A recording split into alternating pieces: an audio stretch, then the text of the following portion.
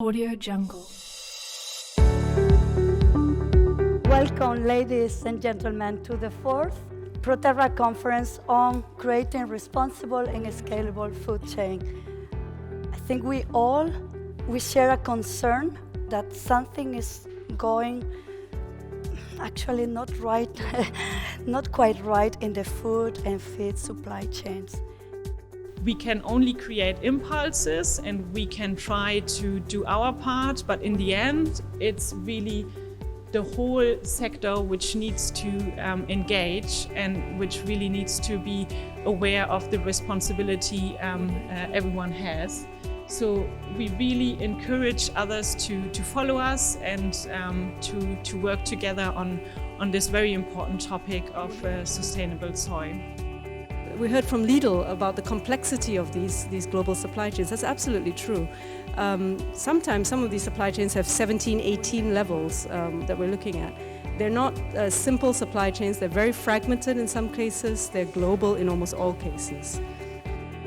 There is an urgent feeling for change, but change is on its way, and there are a lot of actors more than like 10 years ago who are already on their way towards sustainability. We have found out that when a company starts to check all the supply chain, it's not easy, it's a lot of effort, and it's not done in just 1 or 2 days of controlling everything is fine, but it's a real work, and I feel quite, confident about the efforts I'm seeing here with a lot of companies that are on their way.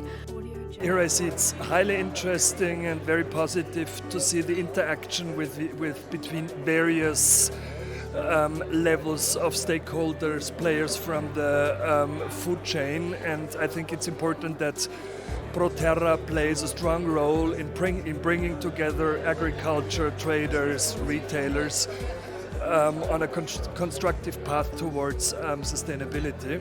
I found that the presentation from the person from the OECD was very interesting because it's an important question of how this coordination could work together to improve the status quo. Yes, I'm enjoying so much so far.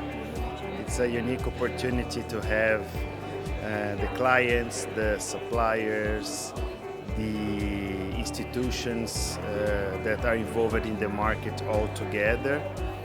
Also a good opportunity to do some marketing about the real situation we are experiencing in Brazil, that in my opinion is much better than the way the media treats it sometimes, so it's been quite fruitful.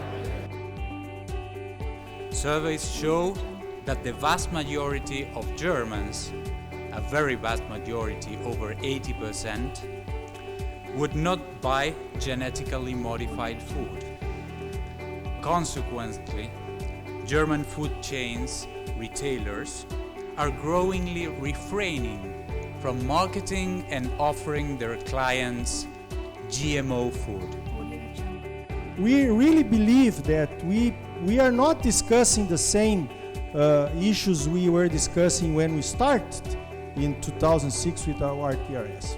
We are much more we are trying to be much more sustainable than we were.